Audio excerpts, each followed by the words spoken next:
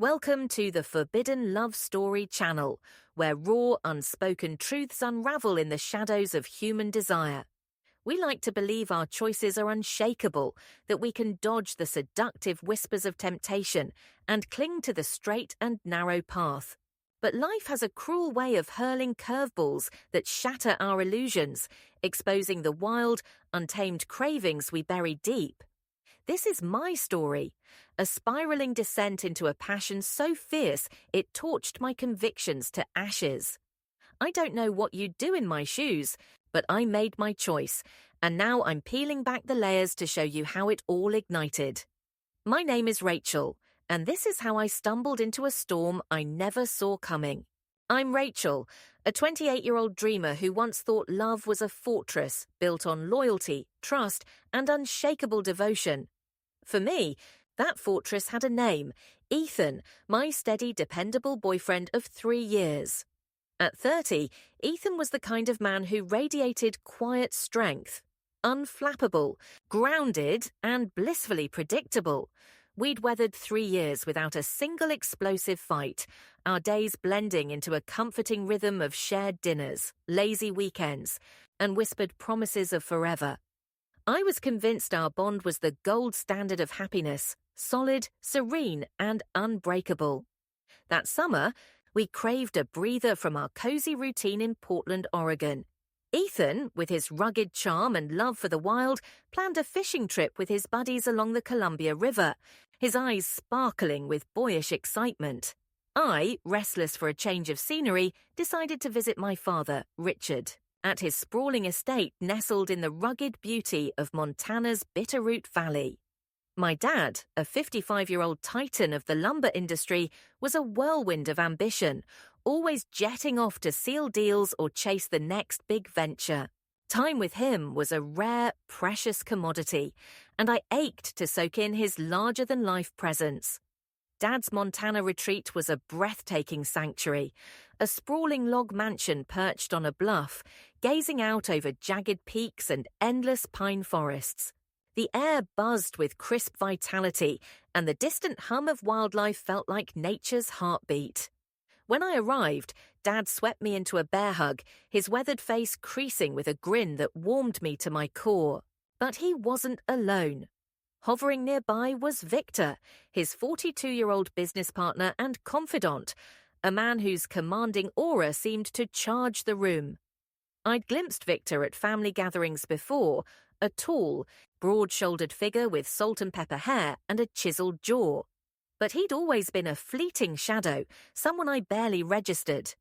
This time, though, something shifted, sharp and electric, the moment his steely grey eyes locked onto mine.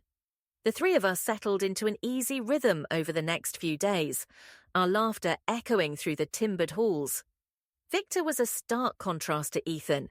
Where Ethan was steady and soft-spoken, Victor oozed a bold, magnetic confidence that crackled like a live wire. He was all sharp wit and worldly tales, his deep voice weaving stories of high-stakes deals and far-flung adventures. I found myself hanging on his every word, my pulse quickening as his presence seeped into my awareness. His piercing gaze, intense, knowing, and unapologetic, started to unravel something inside me, a restless flicker I couldn't name. One sultry evening, Dad suggested we unwind on the wide cedar deck overlooking the valley. The air shimmered with the golden glow of dusk, thick with the scent of pine and the promise of a fleeting summer night. Victor leapt at the idea, his grin flashing with roguish charm, and soon we were sprawled in cushioned chairs, glasses of rich Cabernet glinting in our hands. I rarely indulged in wine. It made my head swim and my guard slip. But that night, I craved the liquid courage, the way it softened the edges of my nerves. The conversation flowed like a river, Dad spinning nostalgic yarns from his youth, Victor tossing in clever quips that sparked laughter. With each sip, each velvet syllable from Victor's lips, a tingling warmth coiled in my chest. His voice was a low, mesmerizing rumble, steady yet laced with an undercurrent of power. I caught his eyes lingering on me, bold, searching, and impossibly deep, And every glance sent a jolt through my veins, sharp and thrilling. My father, blissfully oblivious, basked in the moment, but I felt the air thicken, charged with something unspoken. When Dad's eyelids drooped, heavy from the day's weariness, he excused himself, leaving Victor and me alone under the sprawling Montana sky. The silence that followed was deafening, pulsing with a tension that clawed at my insides. Victor offered more wine, his tone casual but his eyes glinting with intent.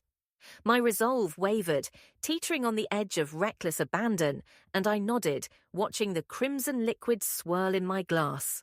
We talked, light, aimless banter about nothing and everything, but beneath it, a dangerous current surged, pulling me toward him.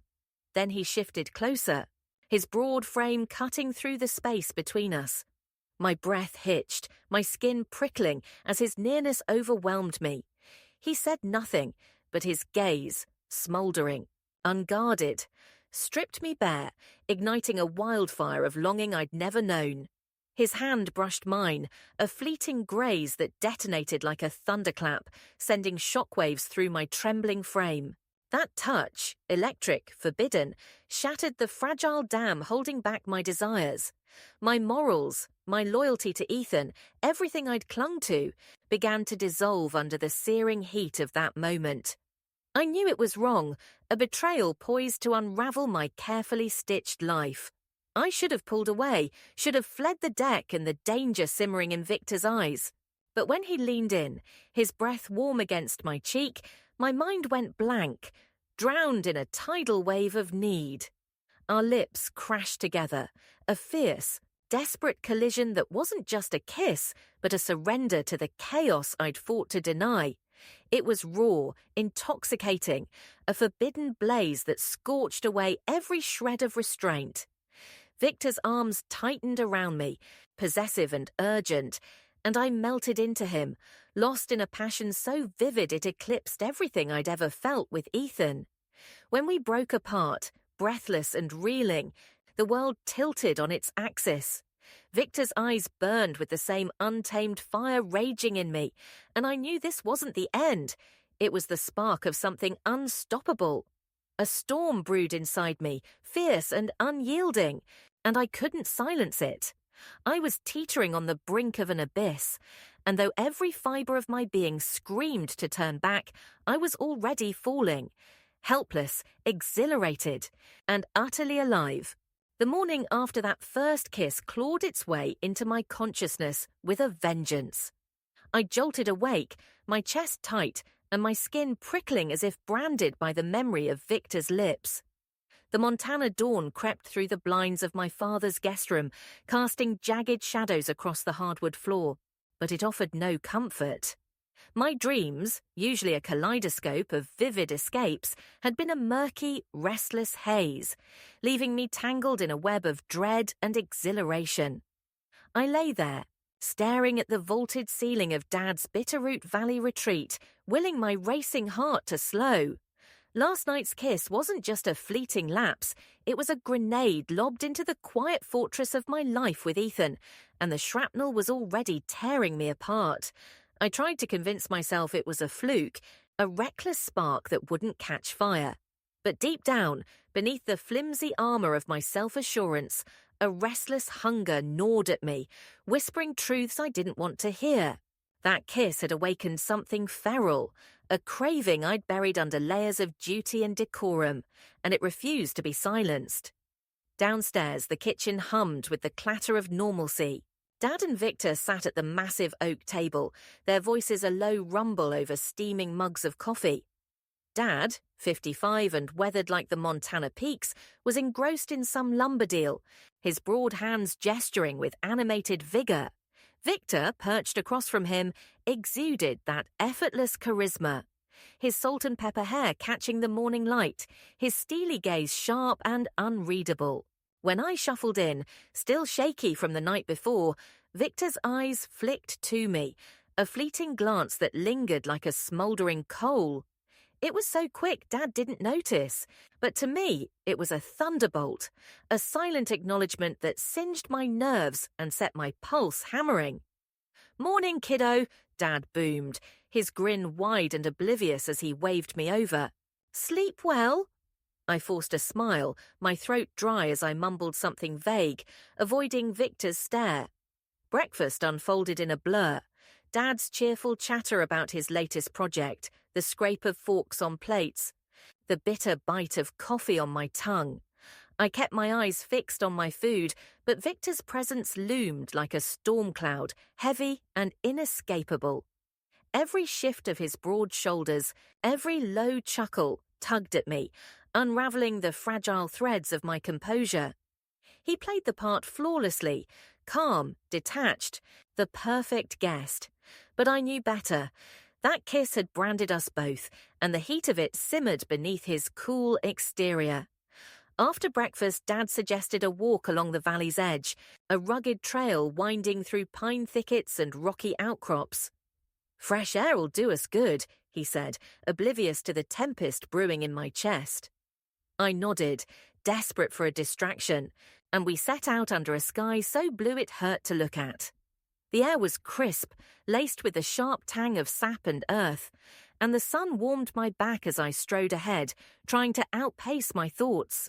Dad rambled about the land, his voice a steady anchor, while Victor trailed behind, his footsteps a quiet, relentless echo. I could feel him, his towering frame, his silent intensity, like a gravitational pull I couldn't shake. It was maddening, exhilarating, a magnetic force that made my skin buzz and my resolve falter. Back at the house, Dad retreated to his study for a string of calls, leaving Victor and me alone in the cavernous living room. The silence was suffocating, thick with unspoken words and the ghost of last night's fire. I busied myself rearranging books on the shelf, my hands trembling as I fought to ignore him. But Victor, ever the predator sensing weakness, broke the stillness. "Need a hand with something outside," he offered, his voice a smooth, dangerous drawl that sent a shiver racing down my spine. I should have said no, should have bolted to my room and barricaded the door, but my lips betrayed me.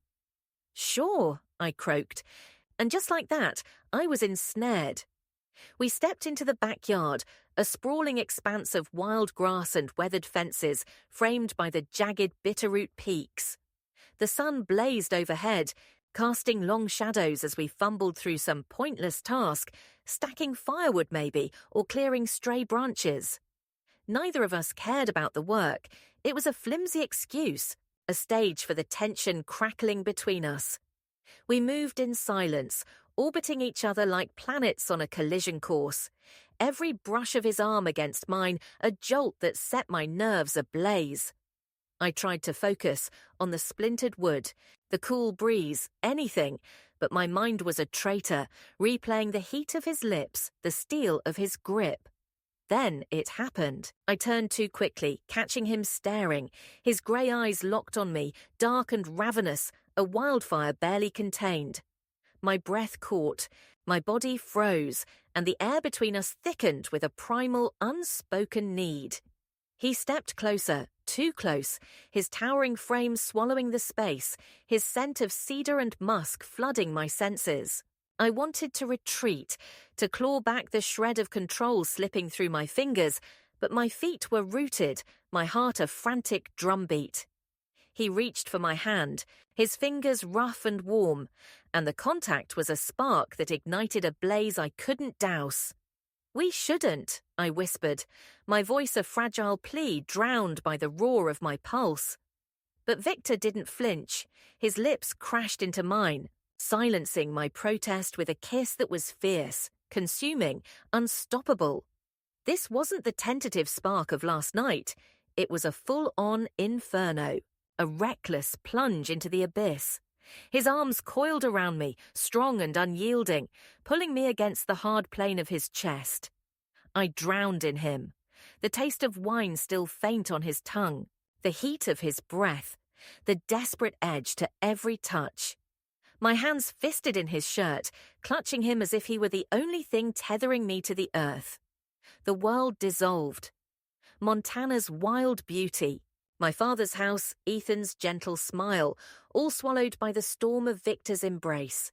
When we broke apart, gasping and unsteady, I was a wreck, my lips swollen, my skin flushed, my mind a chaotic swirl of guilt and ecstasy. His eyes bored into mine, wild and unrepentant, mirroring the tempest raging in my soul.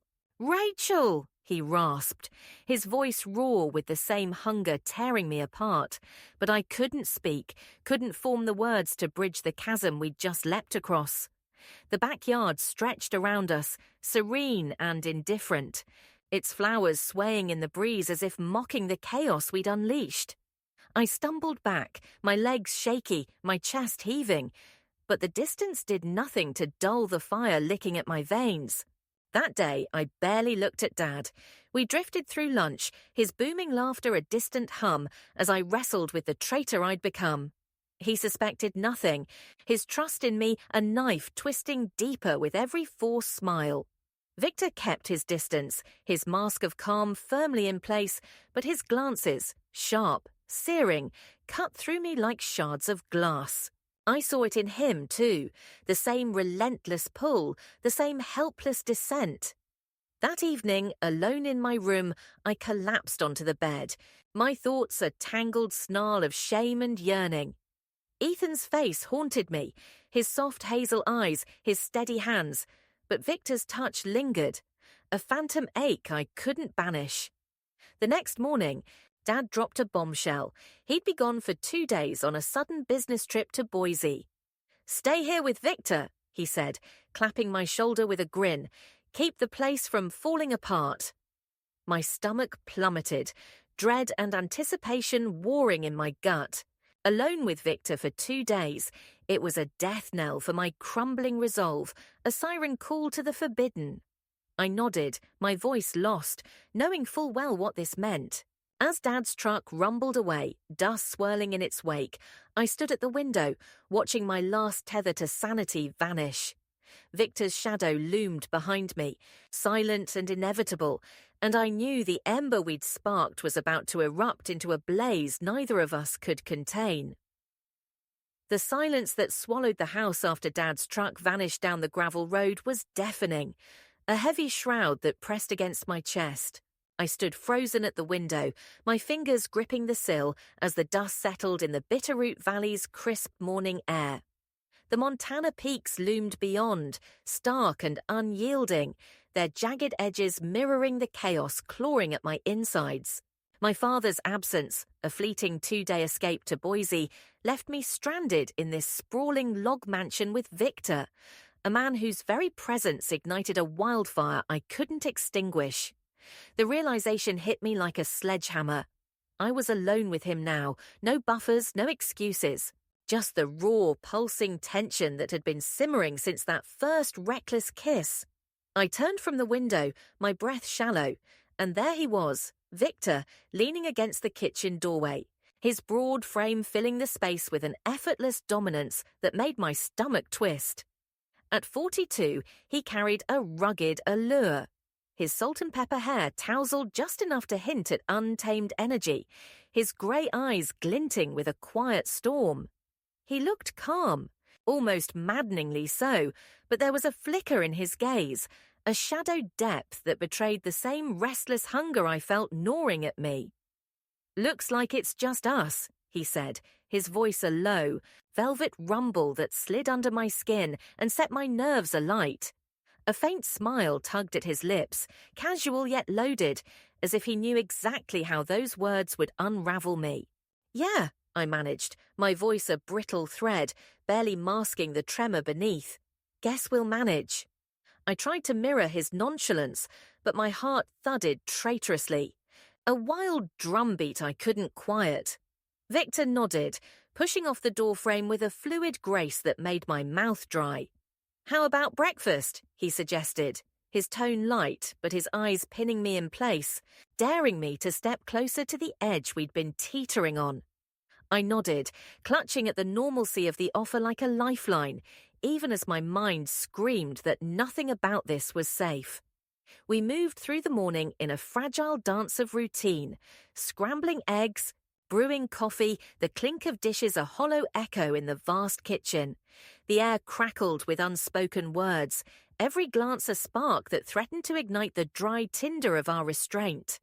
I focused on the mundane, the sizzle of butter in the pan, the bitter steam curling from my mug. But Victor's presence was a relentless tide, pulling me under. He stood too close as he reached for a plate, his arm brushing mine, and the contact seared through me, sharp and electric.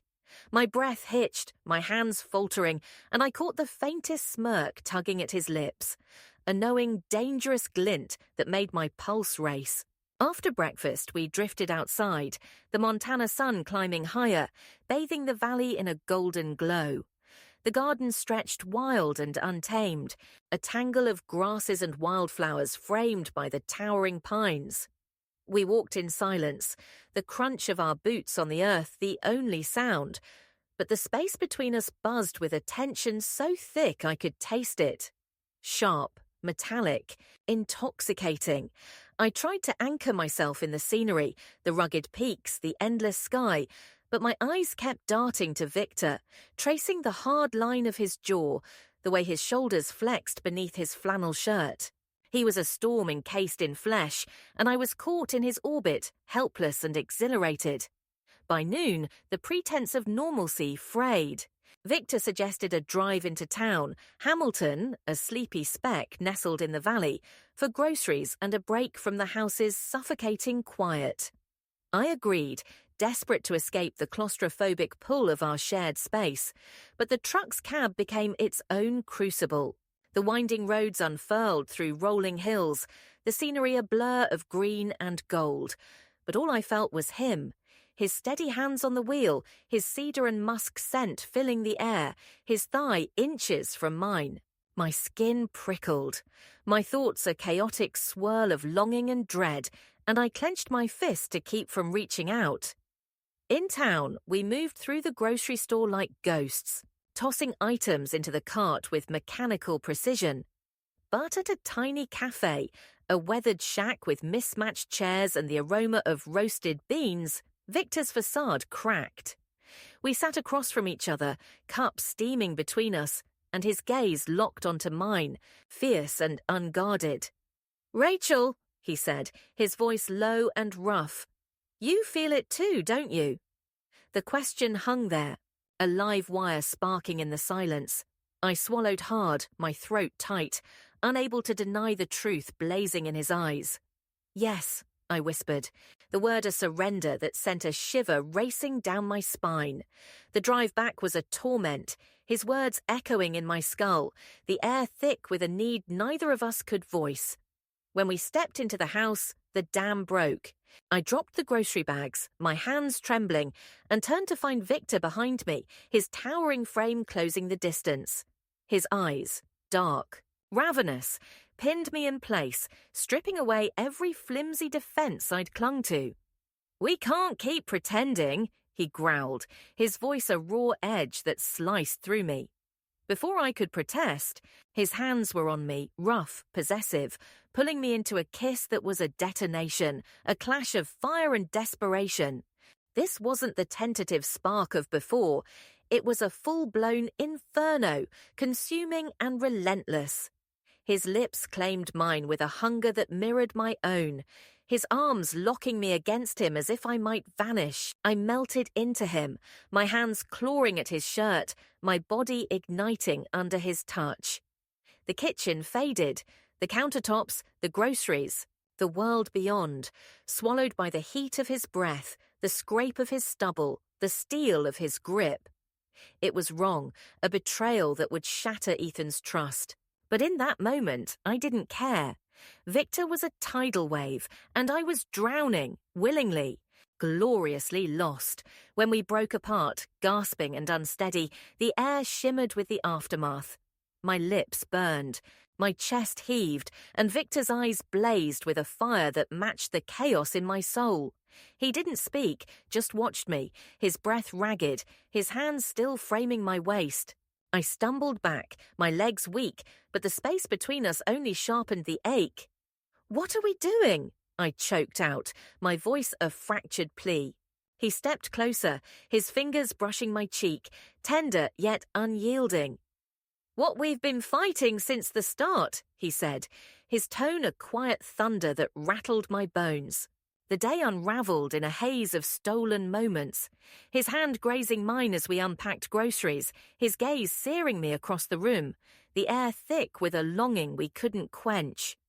By evening, the tension was unbearable, a live current humming beneath my skin. I retreated to the deck, the Montana dusk painting the sky in hues of amber and violet, hoping the cool air would douse the fire licking at my veins. But Victor followed, his shadow falling over me as he leaned against the railing, his silhouette stark against the fading light. "Rachel," he said, his voice soft but weighted, "I didn't mean for this to happen." I turned to him, my heart pounding, and saw the struggle etched in his face, desire warring with restraint, the same storm tearing me apart. "Neither did I admitted, my words trembling with the weight of truth. I stepped closer, drawn by a force I couldn't resist, and his hand found mine, warm and steady. We stood there, the valley sprawling below, the stars piercing the twilight, and the silence between us pulsed with a quiet, aching intensity. He pulled me into his arms, and I didn't fight it. His lips found mine again, softer this time, laced with a bittersweet edge that made my chest tighten. I clung to him, my fingers digging into his shoulders, savouring the heat of his embrace, the rhythm of his breath. It was a moment of surrender, a fragile pause before the storm I knew was coming. When we parted, his forehead rested against mine, his eyes searching my own. "We'll figure this out," he murmured, a promise I wanted to believe but couldn't fully grasp. That night, I lay awake, the house creaking around me, the memory of Victor's touch a phantom ache that wouldn't fade. Ethan's face flickered in my mind, his gentle smile, his unwavering trust, and guilt stabbed me, sharp and relentless. But Victor's pull was stronger, a gravitational force I couldn't escape. I was spiraling deeper into this forbidden fire, and though every instinct screamed to turn back, I knew I wouldn't. 2 days stretched ahead, 2 days alone with him, and I understood, with a clarity that terrified me, that this was only the beginning of our descent. The dawn crept into my room like a thief, soft and insidious, slipping through the blinds to bathe the hardwood floor in a pale, hesitant glow. I stirred, my body heavy with the weight of a restless night, and found Victor beside me, his warmth a quiet anchor in the storm that had ravaged my sleep. At 42, he looked almost serene in the half-light, his rugged features softened, his salt and pepper hair tousled against the pillow. But serenity was a lie. The fire that had consumed us hours before still smouldered in the air, a lingering heat that clung to my skin and pulsed in my veins. My heart stuttered as his hand brushed my cheek, a tender graze that jolted me awake, igniting a fresh wave of longing I couldn't suppress. I slipped from the bed, careful not to wake him, and padded to the window. The Bitterroot Valley stretched beyond, its jagged peaks piercing a sky streaked with the first blush of morning. The world outside was tranquil, pine forests whispering in the breeze, the distant hum of wildlife a soothing lullaby. But inside me, a tempest raged. Yesterday had been a plunge into the abyss, a reckless surrender to Victor's touch that left me raw and reeling. His kisses, his hands, the way our bodies had intertwined. It wasn't just passion. It was a collision of souls that shattered every boundary I'd ever built. Now, in the fragile quiet, guilt and exhilaration clashed like thunderheads, tearing me apart. Victor stirred behind me, his low groan pulling me back. "Morning," he rasped, his voice rough with sleep, warm with a tenderness that made my chest ache. I turned, meeting his grey eyes, deep, unguarded, brimming with the same untamed fire that had undone me. "Morning," I echoed, my voice a shaky whisper, betraying the turmoil churning beneath my skin. He sat up, the sheets pooling around his waist, and reached for me. I went to him, drawn by a force I couldn't resist, and his arms folded around me, strong and steady. His lips found mine, soft at first, then deepening into a kiss that was both a balm and a blade, soothing my fears while slicing through my defenses. We lingered there, tangled in each other, the world beyond the room fading into a distant hum. His touch was a lifeline, grounding me in a reality I didn't want to escape, but every caress carried the sting of truth. This couldn't last. Ethan's face flickered in my mind, his gentle hazel eyes, his quiet trust. And guilt surged, sharp and suffocating. I pulled back breathless, my hands trembling against Victor's chest. "Do you regret this?" he asked, his voice low, laced with a vulnerability that pierced me. I froze, the question a dagger twisting in my gut. Did I regret it? The answer was a tangled knot of yes and no. Yes for the betrayal it carved into Ethan's life. No for the vivid, electric aliveness it awakened in me. "I don't know," I admitted, my words quivering with honesty. "I'm scared, Victor. It's changing everything." His hand cupped my face, his thumb tracing my jaw with a gentleness that belied the storm in his eyes. "We'll figure it out," he said, his tone firm, resolute, a promise I clung to despite the chaos swirling inside me. "We've got time." But time was a double-edged sword. Each moment with him deepened the chasm between the life I'd known and the one I was barreling toward, and I wasn't sure I could bridge it. The morning unfolded in a fragile truce, a quiet dance around the edges of what we'd done. We cooked breakfast, pancakes sizzling on the griddle, coffee brewing in the pot, our movements syncopated, intimate, yet shadowed by an unspoken weight. Victor's laughter rang out as he flipped a pancake too high, his grin boyish and disarming, and for a fleeting second I could pretend this was normal, a stolen slice of happiness untainted by consequences. But the pretense crumbled when his hand brushed mine, sparking a jolt that reignited the fire I couldn't douse. His gaze locked onto me, fierce and searching, and I knew we were both teetering on the same precipice.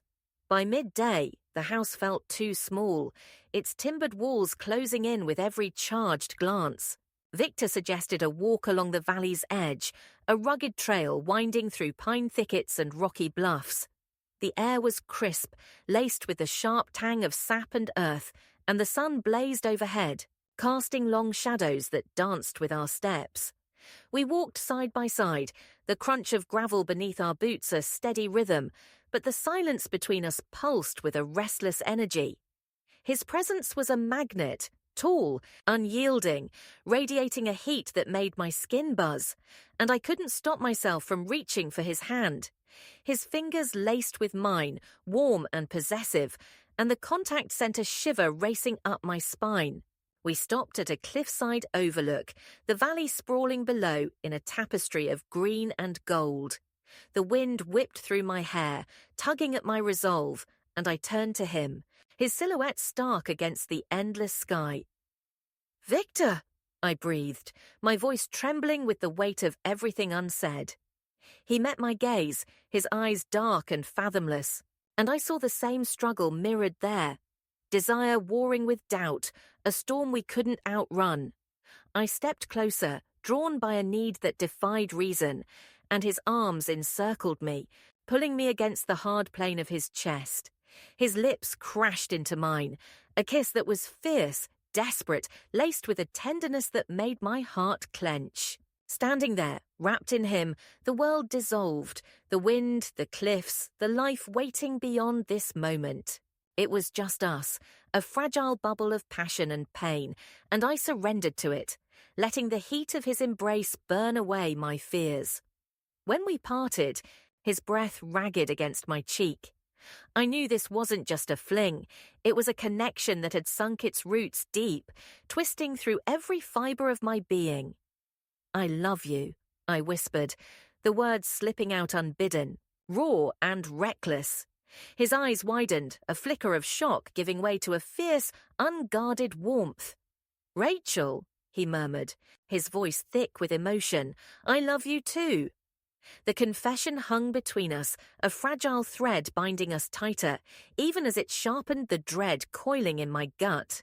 Back at the house, the air shifted, every corner now steeped in the memory of our closeness, every glance a reminder of the line we'd crossed. The evening draped the valley in twilight, the sky bruising purple as we sat on the deck, the silence heavy with unspoken questions. Victor's hand rested on mine, a quiet claim that steadied me, but the calm was a lie. Dad would return tomorrow, and with him, the fragile world we'd built would face its first test. I couldn't shake the image of Ethan, his steady hands, his unwavering faith, and the guilt gnawed at me, a relentless beast I couldn't slay. That night, I lay beside Victor, his breath a slow rhythm against my neck, and sleep eluded me. The house creaked around us, its timbers groaning like a witness to our secrets, and my thoughts spiraled in a frantic dance. I loved Victor, fiercely, undeniably, but that love was a blade, carving a wound that bled into every corner of my life. Ethan deserved the truth, but the thought of facing him, of shattering his world, filled me with a cold, paralyzing terror. And Dad, what would he see when he looked at me tomorrow? A daughter he trusted, or a stranger consumed by her own desires?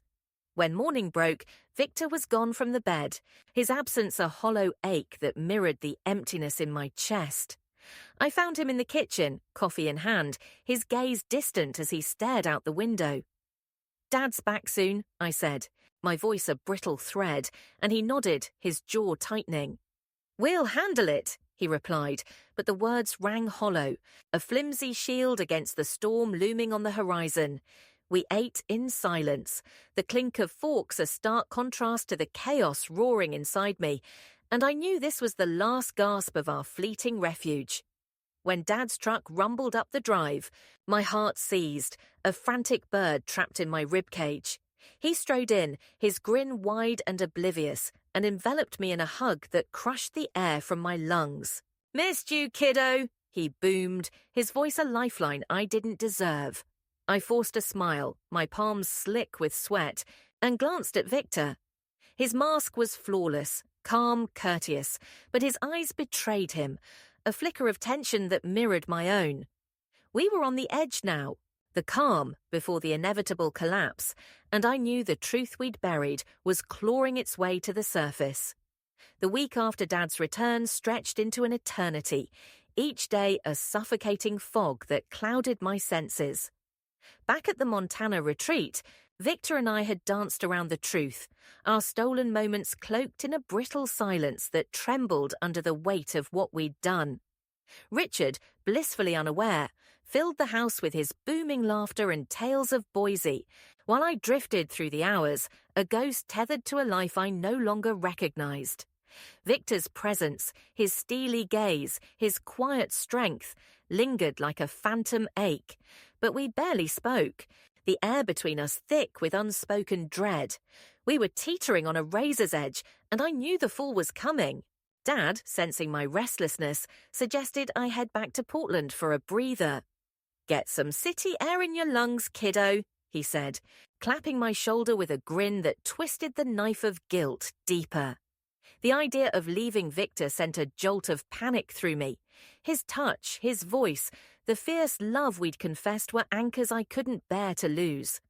But the thought of facing Ethan loomed larger, a dark cloud swelling on the horizon.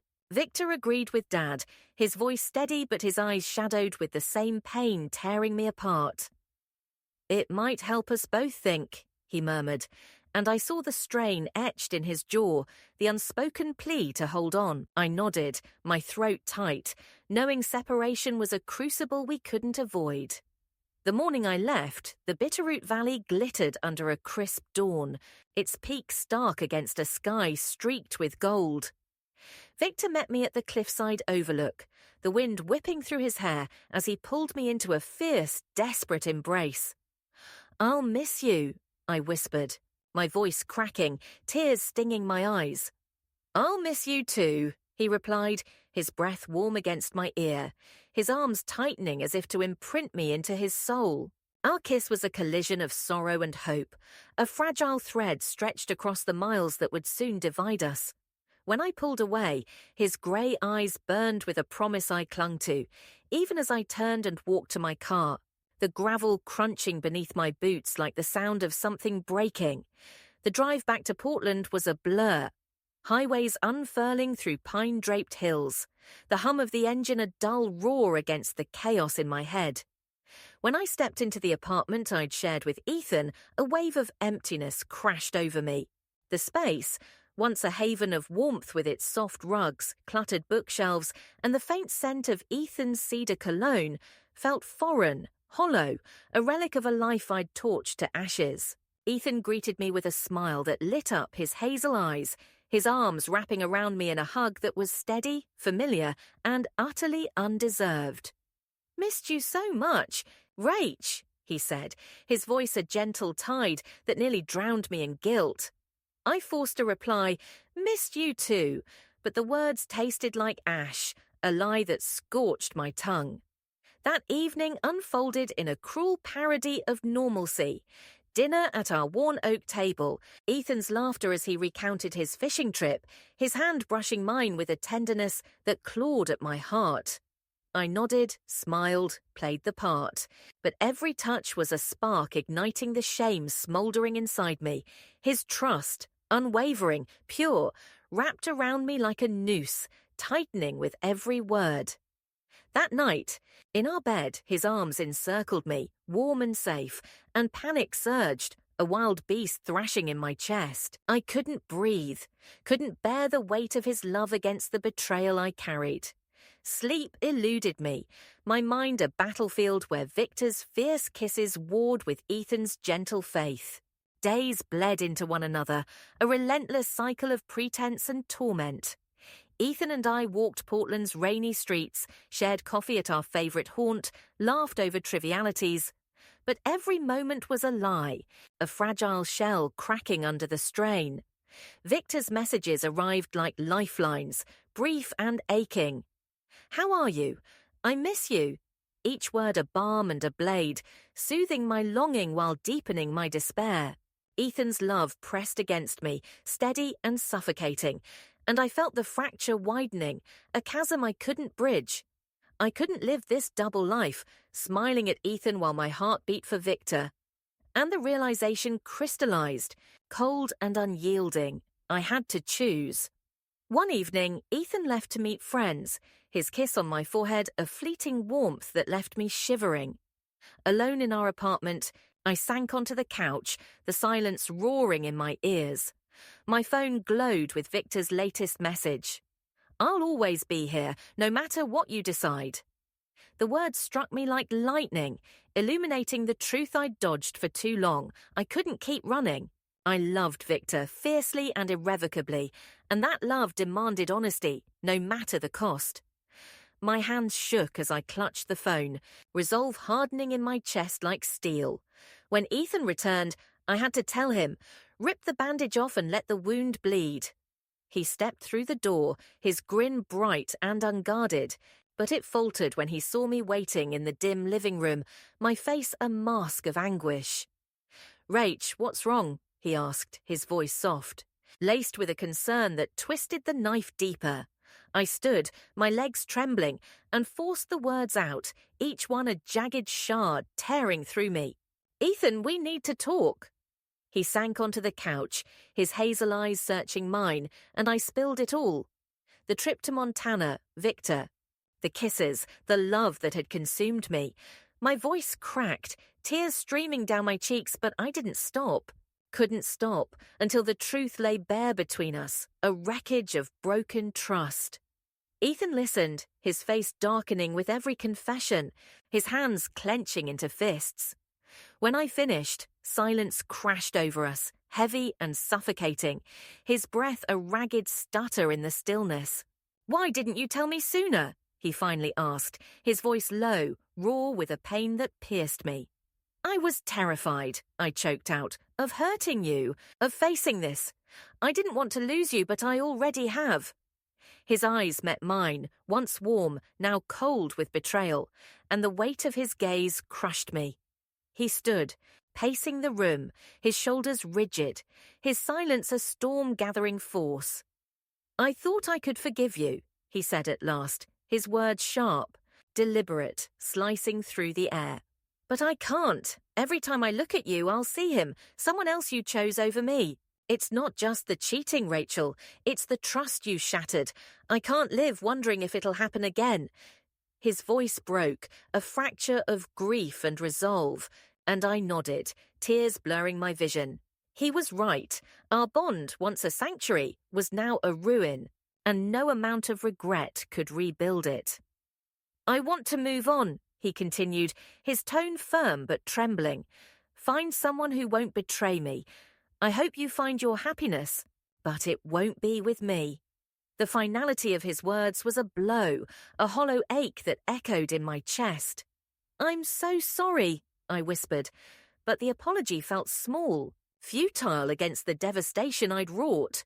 He nodded, a flicker of something, forgiveness perhaps, softening his gaze.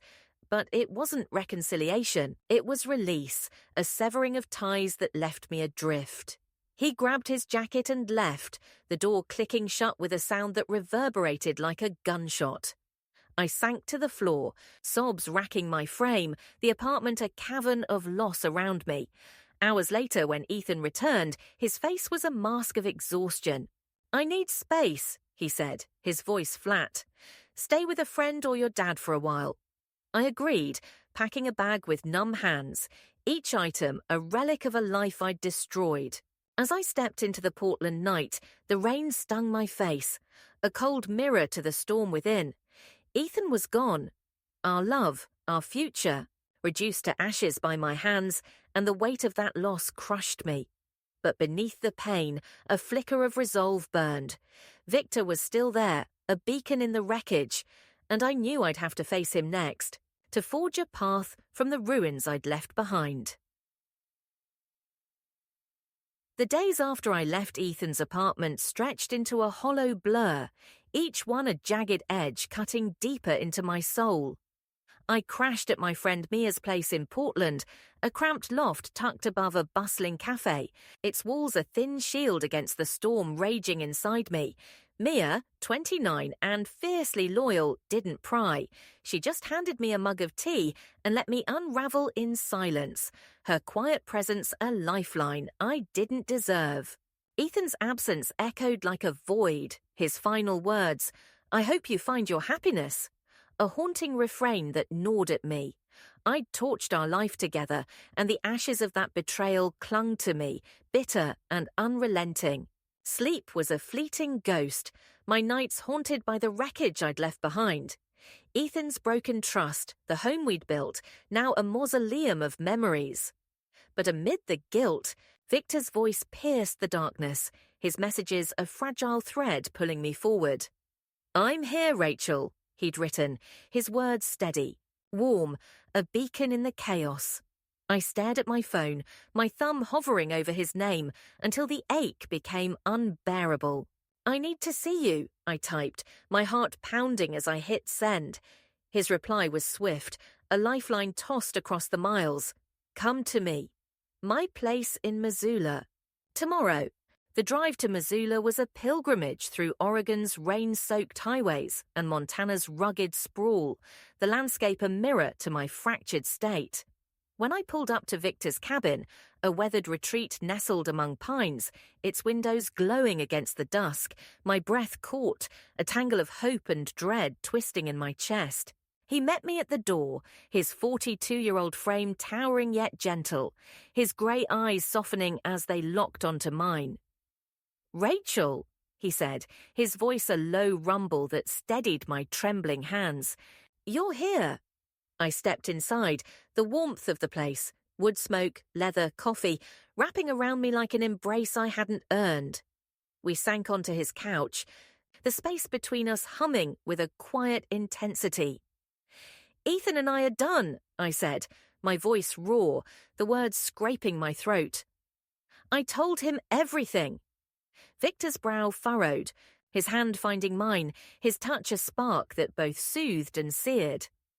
"I'm sorry you're hurting," he murmured, his tone thick with empathy. But you were brave. How do you feel? I exhaled, a shaky breath that carried the weight of my ruin. Lost, I admitted, tears prickling my eyes. It hurts. Victor, but it's right. I couldn't keep lying. His fingers tightened around mine, a silent vow that anchored me. He pulled me closer, his arms a fortress against the chaos I'd fled, and I melted into him, the ice in my veins thawing under his warmth.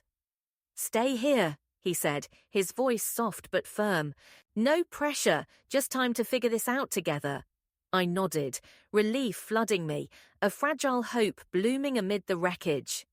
That night, we talked about life, our fears, the uncertain road ahead, our words weaving a tentative bridge over the chasm of my past. There were no grand promises, no rush to define us, just a quiet understanding that this was a beginning, raw and uncharted. As darkness settled over Missoula, the cabin's stillness cradled us, a sanctuary from the storm I'd left behind. Victor's presence, steady, fierce, unwavering, filled the void Ethan's departure had carved, and though guilt still gnawed at me, a flicker of peace took root. I didn't know what lay ahead. Challenges loomed, shadows of my choices. But with Victor beside me, I felt ready to face them. This wasn't redemption, not yet. It was a fragile dawn, a chance to rebuild from the ashes, and I clung to it, determined to forge something real from the ruins of my mistakes. Weeks bled into months at Victor's Missoula cabin, each day a fragile stitch in the tapestry of a new life. I'd traded Portland's rain-soaked streets for Montana's rugged embrace, Victor's steady presence unyielding, a rock amid my storm. Our bond deepened, not just in passion but in quiet trust, forged through shared silences and tender moments by the fire. Yet the scars of my choices lingered, Ethan's broken trust, Richard's unknowing faith, etching a guilt that shadowed my every step. I'd shattered lives, mine included, and the weight of that truth pressed heavy, a constant ache I couldn't outrun. Looking back, I see my mistakes starkly. Betrayal born of unchecked desire, a reckless plunge that razed everything I'd held dear. I don't glorify it. My path was a crucible of pain, and I'd urge you to guard what matters before passion blinds you. Life's messy, unpredictable. We chase what burns brightest, stumble, and wound others in the fallout. But I've learned this. Real strength lies in owning those choices, in rising from the wreckage to build anew. With Victor, I'm crafting something honest, fragile yet fierce, and though the road ahead twists uncertainly, I'm ready to walk it. To you watching, thanks for hearing my story. What would you have done? Share your thoughts below. Let's unravel these tangled threads together. Subscribe if this resonates. We've got more raw truths to explore. Wishing you courage to face your own storms, clarity to choose wisely, and peace in whatever dawn follows. Take care, and I'll see you in the next video.